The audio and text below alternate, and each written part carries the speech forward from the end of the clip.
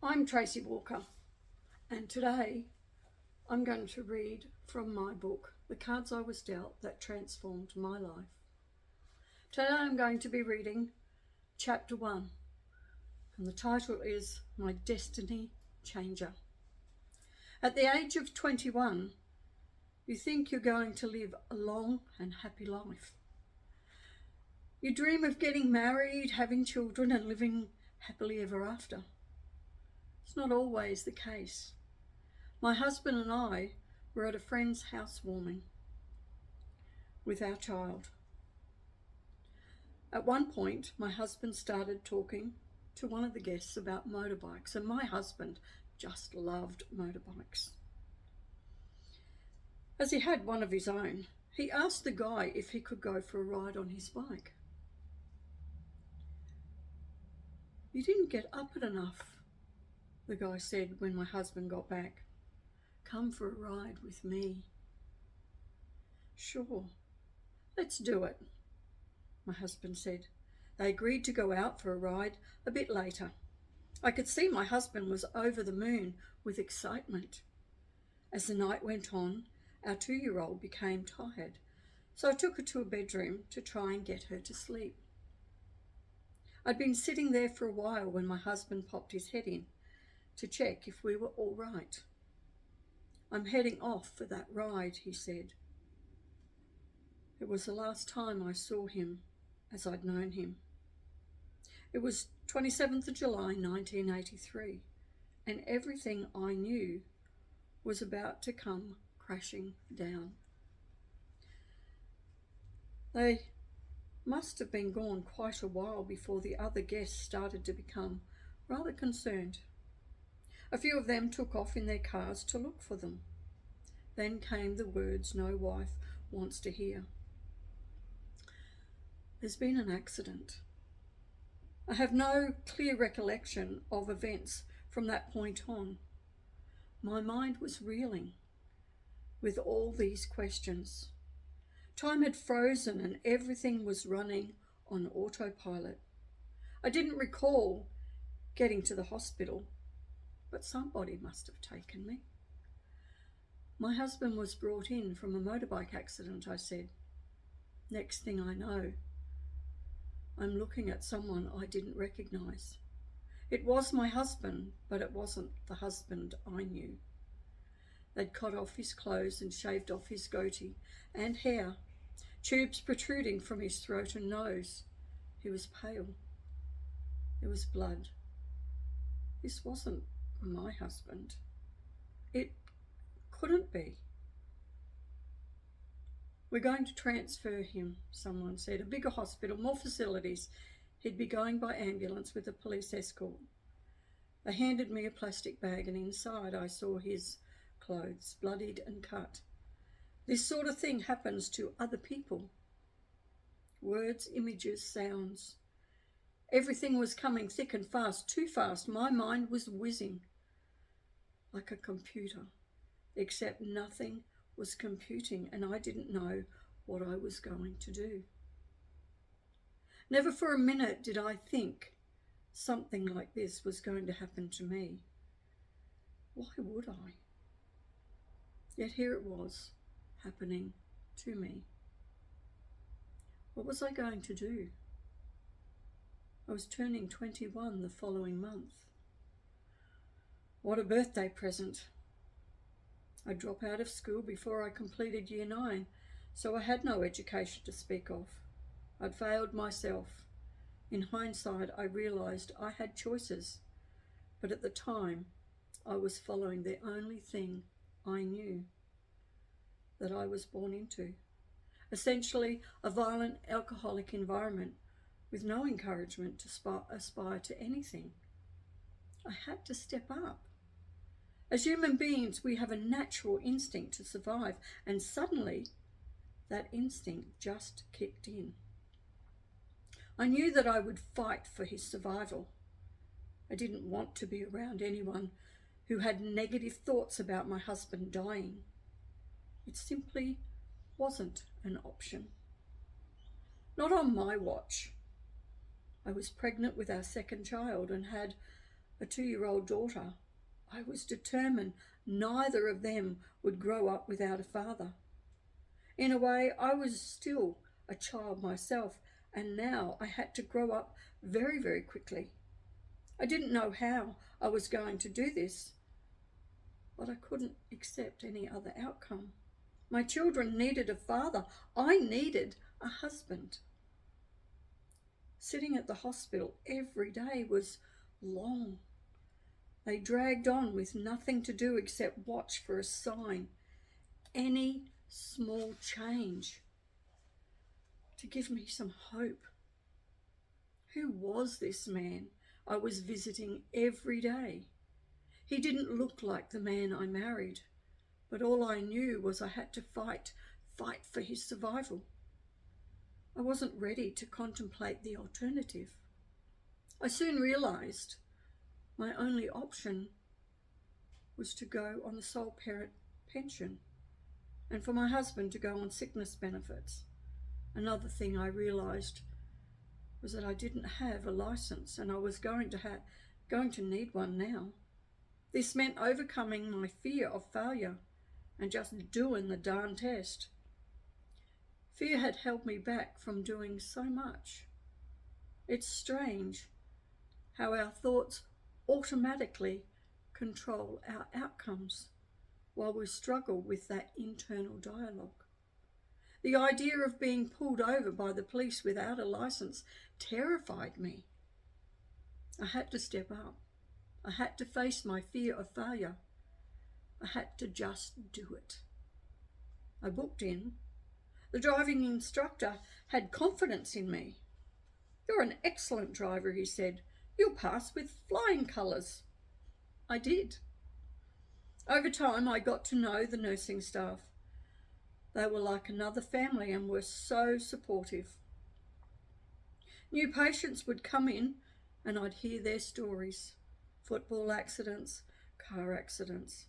It was really another world, while everyone else goes on with their lives. Inside the hospital walls, we were all waiting and hoping for a miracle. I truly felt for the parents of the children in the back of the ward. Many of the children had fallen off their bikes or a swing. I'd come in each day and discover they'd lost another child overnight. It was devastating. Nobody can know or understand the magnitude of the situation for so many families. The rest of the world does not hear or see anything. I was only one of so many families having to deal with their own devastation. Families can be destroyed in an instant. In that first 24 hours, my husband did stop breathing. They brought him back.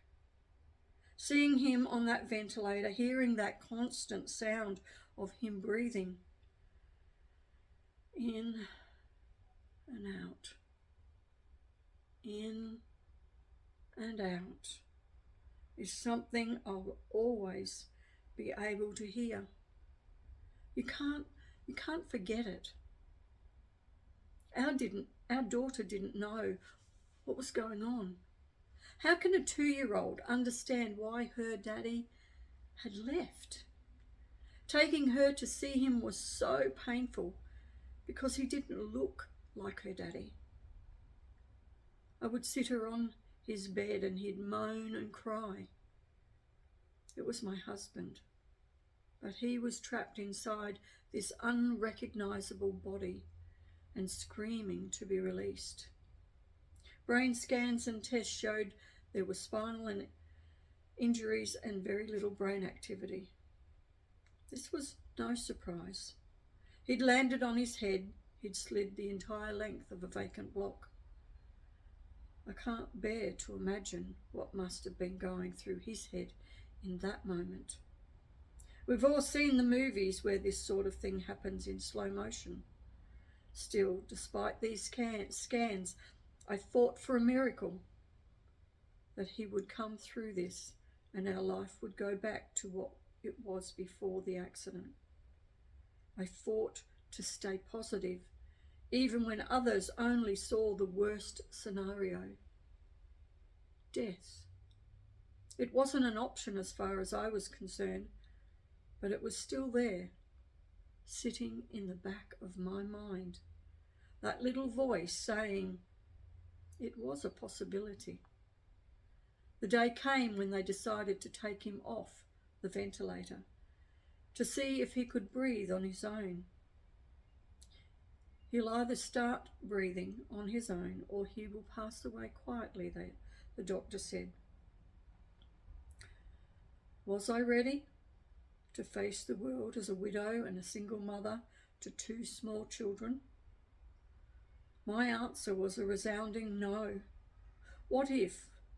What would I do? How could I go forward and raise these children on my own? Why am I the one having to carry this load? Why am I the one having to pick up the pieces? How is this fair? How can I make all these decisions by myself? Why didn't I die? Why didn't we die together? My mind was a mess of unanswered questions. Death is easy. It's the people left behind that have it hard. I held my breath as the doctors and the nurses started to the process of removing all the tubes from his throat, except for the feeding tube in his nose. I waited for what seemed like hours. Everything was happening around me. Everyone was waiting for my husband's first breath. Waiting and waiting. Then it came. He took a breath. Again, the realization hit me hard. Here I was, pregnant, and with a 2-year-old.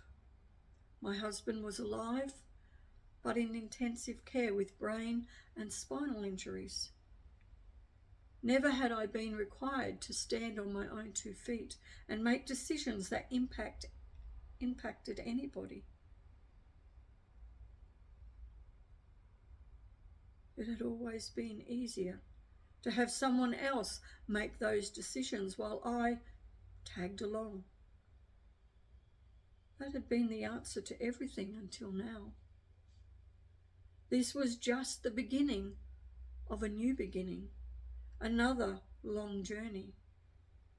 Intensive care was no longer needed now that he was breathing on his own. So they moved him to a normal ward and started rehabilitation. The next 3 months was like the movie Groundhog Day. The routine was the same every day. I'd drive to the hospital, sit with my husband, talking to him, massaging his hands and feet. Doctors and nurses buzzing around on their duties. They'd whisk my husband off for regular scans to see if anything had changed. Nothing ever did. Friends and family found it hard because he wasn't the same person they remembered. He looked different. They couldn't communicate with him. Over time, fewer and fewer people came to visit. I understood why, but it was still hard. During rehabilitation sessions, they would attach my husband to a tilt bed. He'd be strapped on the bed, then tilted to a vertical position. It was supposed to help extend his legs and arms, to stop him curling up into the fetal position. He'll work harder if you're there, the physiotherapist told me. He'll know, it'll help. I'm not in the medical profession, but I can't say I saw a lot of improvement over those 3 months. And honestly, I don't know where I found the strength to go back every day and watch this man deteriorate. He'd be better off dead, family told me. He's going to die. I was told again by family. You need to prepare for that. I suppose looking back on my life, I've never been a person to give up. I may change tack and go in a different direction, but I've always believed there must be an answer to everything. This was no different. After a period, the doctors made the decision that he needed to be transferred to another hospital. I didn't really know why, but it was closer for me to travel, so it was okay with that. It wasn't quite what I expected. The ward was full of people who had been in some type of accident. They were all in comas. I met parents who had been praying, wishing and hoping their child would one day wake up. They showed me photos from before the accident, beautiful, vibrant people, and now they just lay in their beds doing very little. Some had been there for years. Your husband could live in this vegetative state well into his 70s, the doctor said. It was like getting a punch in the guts. I was devastated. Up until the doctor said those words, I'd always believed my husband would come out of his coma. I believed that if I put all my love and my care into this man and fought for his survival, he would come back to his family, back to his children. I got into my car and I drove to my sister's house. I have no idea how I got there. And to this day, I still don't know how I made it there without having an accident. My mind was reeling. This was not possible. I felt totally alone and abandoned. What now? Every day became a seesaw of emotions. One moment I had hope. The next I was waiting for the call to tell me he was gone. Groundhog Day continued.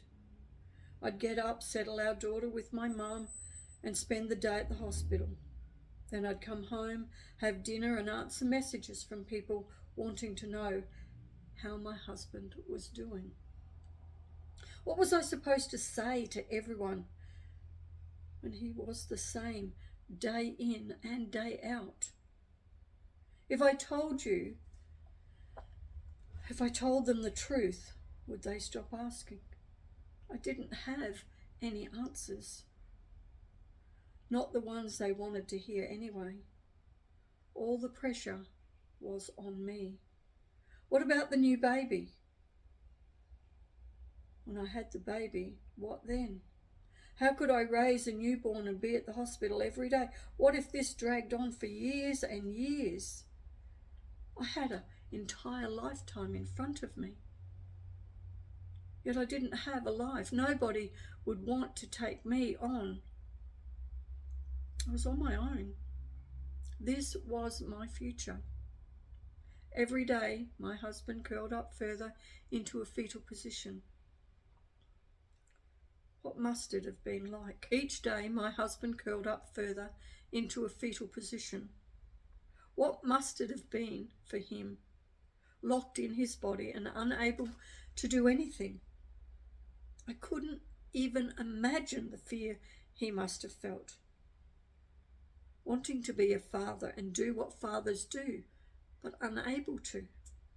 When the phone rang one morning, I found every reason possible to stay right where I was. The inevitable had happened. What was I going to do now? What was I going to tell our daughter? Daddy's gone to heaven? How can a 2-year-old understand that concept? I didn't even understand it myself. I was truly on my own now. Nobody to discuss options with, nobody to blame. If I stuffed things up, it was all on me. How many people have to organise a funeral at the age of 21? Our families came together to discuss what the funeral would look like, what flowers, what songs, who would speak. I didn't know. Then the dreaded question, what did your husband want, burial or cremation? My husband was 24 years old when he was taken from us.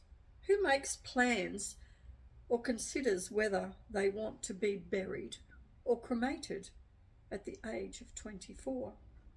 Seriously, who thinks they're going to die at 24? Putting him in Tupperware, he'll last forever. I don't know if nerves caused my mouth to open and blurt this out, but there it was. My husband used to say it to me as a joke, and now I'd put it out there. I couldn't help it. It was sort of funny, and maybe it was what I needed to cope with everything I was dealing with. There was a stony silence. Not everyone thought the way I did. I wanted to explain that he used to say that because his mother was a Tupperware consultant, but I didn't. We just pushed on with the preparations. My husband had been a public patient, but owing to the accident, he was classed as a third-party insurance patient. There was to be a court case. Until you are in this situation yourself, you can't possibly be aware of what's involved. I was stunned. Every tissue, every swab, everything was accounted for and claimed by the public system through a claims case that dragged out over 8 long years. The court system is astonishing and agonising. I didn't understand why it had to take so long. My husband was, at the time, the long delay was explained to me as being because the insurance company were waiting to see if I remarried. I didn't remarry. On the day I had to be in court 8 years later, my barrister told me, "Don't look too sexy. A lot will depend on whether the judge has had sex recently and what mood he's in." I was astounded. What did the way I look and dress have to do with anything? My husband had died. I'd been left to pick up the pieces with 2 small children. As time progressed, I came to know more about what actually happened that night. My husband was riding pillion. As they approached the corner, the owner of the bike lost control and hit the gutter. The impact catapulted my husband to the end of the vacant block. He came down on his head and slid to the back of the block, where he landed under the back fence. The driver stayed in hospital overnight. He went home the next day. I've never heard from him, although I suppose he's been living with that memory of that night ever since, as my children and I also live with the outcome. Witnesses were flown in from all around the country to testify. All of us sat in the halls of the Supreme Court for most of the day while both sides argued the case. Eventually they reached a settlement. Nobody was called to testify. Everyone was sent home. A colossal waste of time.